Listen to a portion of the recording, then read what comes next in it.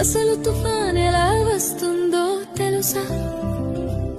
సముద్రం మొదట ప్రశాంతంగా ఉంటుంది, అలలు మెల్లగా తాకుతూ ఉంటాయి.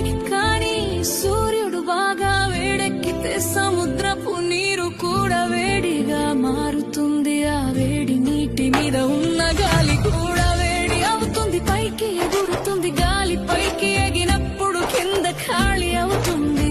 అప్పుడు చుట్టుపక్కల చల్లని గాలి ఖాళీ నింపడానికి వస్తుంది. ఇలా గాలి ఎగరడం దిగడం మొదలవుతుంది. అలా తిరుగుతూ తిరుగుతూ ఒక పెద్ద చక్రంలా మారుతుంది. మొదట్లో